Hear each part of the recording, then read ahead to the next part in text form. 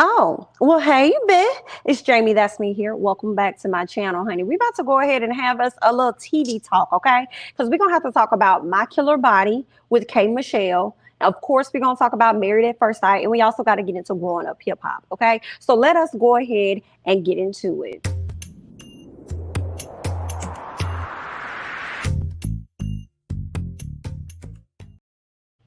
All right, y'all, we're going to start off with My Killer Body because I got a chance to watch it right after the Janet Jackson documentary, premiered and all that other great stuff, okay? So I got a chance to check it out.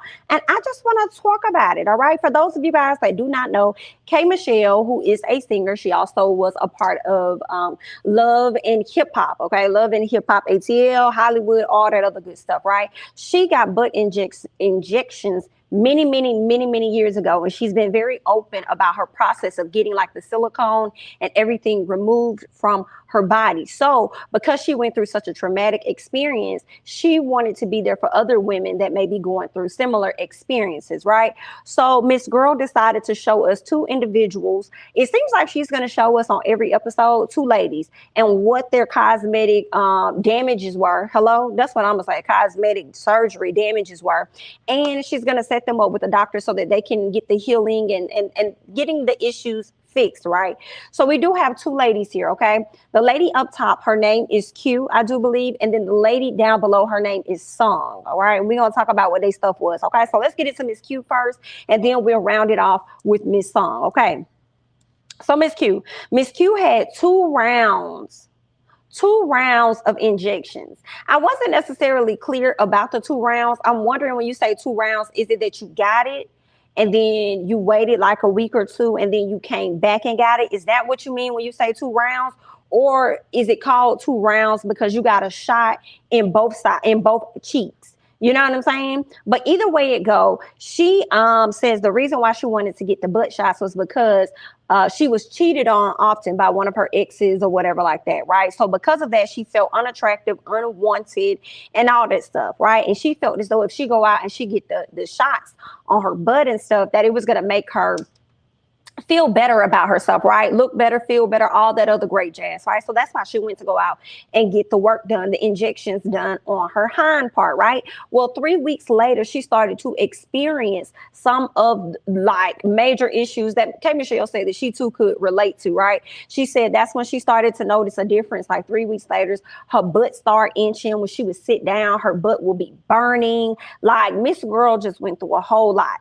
All right. She would go to basketball games trying to support her daughters and stuff. And she couldn't even sit down on the bench long enough. And when you go to the basketball games, that'd be like hardwood in some places, right? And then sometimes you have different type of bleachers, but either way, it's hard when you sit down. Okay. So she found herself having to stand up majority of the game.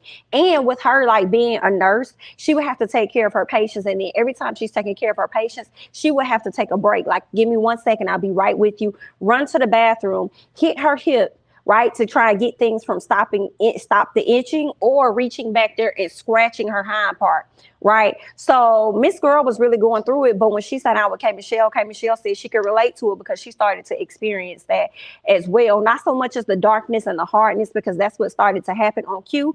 On both sides of her butt cheeks, she had like a big, huge, probably bigger than my hand, dark spot. All right. So obviously the skin around that area was probably dead, girl.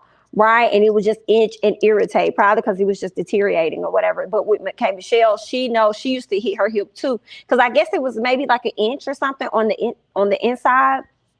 And I guess they couldn't get to it, right? So there's that. She said that she could relate to it. And I really felt bad for these ladies, y'all. I'm not even gonna lie, I teared up, just watching this. I just really hate that for her, that she had to experience that and going through, a lot of those, going through that breakup or those breakups or getting cheated on is really what she said is what brought upon the heightenedness for her to want to go out and get this stuff done. So just hearing that, I kind of just, really felt bad for her, that she felt like she needed to result down to that based on the fact that she was being cheated on and all that stuff. So, there's that. But shout out to K. Michele, y'all. I think I also teared up in this because I could see the growth to me in K. Michele, just seeing how she would turn up at the drop of a dime on Love and Hip Hop, ready to whoop anybody's arse. Watching her, I think she, I think Mimi hit K Michelle in the face with the flowers, girl. But K Michelle has really been up and down through there, ready to fight, ready to get at it with Rashida. But seeing how, to me, she's on this other network, she's on Lifetime, and she's kind of grown a bit, right? So I'm glad that she's been given this opportunity to kind of like reinvent herself and reinvent how people may see her in comparison to how we saw her, right? Because she got real quiet on social media. She ain't really been going back and forth like she used to do, and K Michelle will definitely have a mouth, honey. So yeah, now K Michelle stops by to CQ. She talks with her and she was able to recognize, like I said, the same symptoms. Okay. This is what really made me feel super, super bad for Q. Like, not only the fact that she went out and got this work done for whatever reason, but it was the fact that she went and got this work done and she didn't tell nobody. Nobody knew. She didn't tell her kids. She didn't even tell her best friend. And I'm so glad K Michelle asked the question, because I was thinking to myself, like, what, you didn't tell them what? You didn't tell them that you got the shots, or you didn't tell them that you was experiencing the things you were experiencing after you got the shots? And she said neither. I didn't tell them I went and got it, and I didn't tell them about the aftermath. And I said, ooh, girl. Now, here's the thing that y'all had to listen to if you didn't watch it, or if you did watch it. It was the key words for me when she said, when K Michelle asked her, when did you get your shots or whatever, I think she said like 10 years ago or something like that. That means, ma'am, that means when you got this work done 10 years ago, this is so sad. When you got this work done 10 years ago, and then 3 weeks later, you start to experience symptoms, you were dealing with this, or you've been dealing with this for over 10 years, ma'am. Okay? That's a whole lot. So I really hate that for her. So Q ends up eventually telling her best friend Edna, because Edna did not know anything about it. Didn't know what was going on, nothing. So she finally told Edna. Now, Edna knew that Q had some issues going on with her, but she didn't know exactly what it was, because Q would kind of like try and brush it off or whatever like that. Like, she barely could sit for a long period of time. She was staying in bed all the time. Her kids would complain like, "Mama, you always in the bed. What's wrong?" And she was like, "Oh, nothing's wrong." So her children didn't even know what was going on, right? Just sad. I don't know how that probably affected her kids, but yeah. So Q tells her best friend, and Edna got really upset when she found out about this. Okay. Edna was upset. She felt like, I'm your best friend. Okay, we've been through so much together. You should have been able to come to me and talk to me about this. Like, and then you sat up here pretty much in lies. So the times that I've asked you, what's wrong with this? What's wrong with that? You ain't been cluing your girl in on nothing. Okay, you ain't been telling me nothing. So you really been out here suffering by yourself. So she was really upset. Like, Edna was crying, everything. She really was upset. And I think it was also not just the fact that you didn't tell me and I'm your best friend, you're supposed to tell me everything, but it was primarily the fact that she was suffering and going through a lot of stuff by herself. Right? So here we are. She also had to break the news to her daughters. Her daughters look so sad. They look so sad. One of her daughters seemed like she barely could look her mama in the eyes. The one that had the dreads, she could barely look her mama in the eyes. I don't know what that was about, but little mama was definitely hurt. But, Q felt great after like relieving this information and finally letting it out and telling people. So now she can get the support that she hasn't had over the past decade, right? So that's a great thing, okay? K Michelle came over. Sat down with them for a second. It was cute because one of the little girls didn't even know who K Michelle was. I think it was the oldest daughter. She was just sitting there like, la, la, la, la, la, la. And then when K Michelle sat down, she was like, I'm K Michelle. The girl was like, what? Funny, because K Michelle kind of had like a curly style like this, but much longer. And, a lot of bit of her face was kind of covered. And I'm sure she probably did that on purpose, because sometimes people don't like to be noticed when they out and about for real. But anyway, she was filming the show. So whatever, the little girl recognized it or whatever. And, K Michelle tried to offer some support. And I believe she probably even paid for these surgeries. Now, when Q had to go get this work done, y'all, on her buttocks, girl, they had to, because he only was able to work on one side. So he had to take out probably, like, I feel like the chunk was bigger than that. Girl, the butt was probably about, the cheek probably was this wide, but he had to take out about this much, okay? Girl, and then, like, I don't even know how he did that, because when he took out that chunk of meat, he had to sew up the rest of it. But here's the sad part. She was up there, shout out to her best friend who was there with her from the beginning to the end, checking on her, all that stuff, right? Well, she said something like, when the doctor asked her how she was doing, she said, I'm falling apart or something like that. And so when he turned her around, it's still a chunk in her butt. Like it's still an open hole in her hiney part. Okay, in her butt. But he said that that's fine. Like you got to imagine like we took out a large part of your butt, and then we had to try and sew all that together. You see what I'm saying? So we had to pull that together. So the fact that this was the only piece that came out, or whatever like that, or you lost it, like it's okay. So I'm like, okay, doctor, I guess, honey, if you said it's okay, all right, there, girl. All right, well, this, that on there, honey. Let me see what else if I got anything else about Miss Q. No, I think that was pretty much it that I had about Q. So I think I don't know. I do want to know. I didn't see it, but I'm wondering if she was able to go back and get the other hind part taken care of. Now that she got like the left side or whatever taken care of, did she go and get the right side or vice versa, whichever one? Is the other cheek done now? If not, hopefully we get like a follow-up to let us know that she did. But I just commended her for being open and vulnerable, because a lot of these ladies get like surgeries and like we see be going through a lot of stuff after the surgeries and they don't tell nobody about it, right? And yet here we are.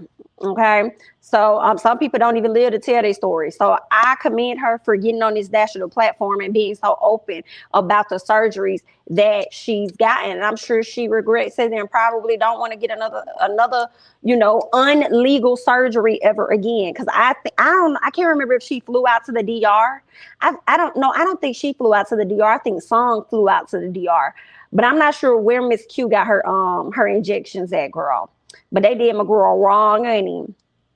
Yikes. And you know what I was thinking when I was watching it? I said, I know for a fact these doctors here in America probably be so tired of having to fix the F-ups, okay, of the people in other countries. Having to go back and fix y'all F-ups because y'all didn't know what y'all was doing. And y'all probably was using dirty things and whatever else. Okay. So I'm like Dr. Robinstein, he looked like he was so frustrated, baby. Like, now why the hell would she go over there and get all this done? I said, I don't know, baby. I don't know. That what she wanted, honey. That what she wanted. That what she did. But that's more so when he saw Song's body. So we about to go ahead and talk about Miss Song, because whoever got Song messed her up too. They messed her up. She was trying to get her a BBL. I said, oh, baby.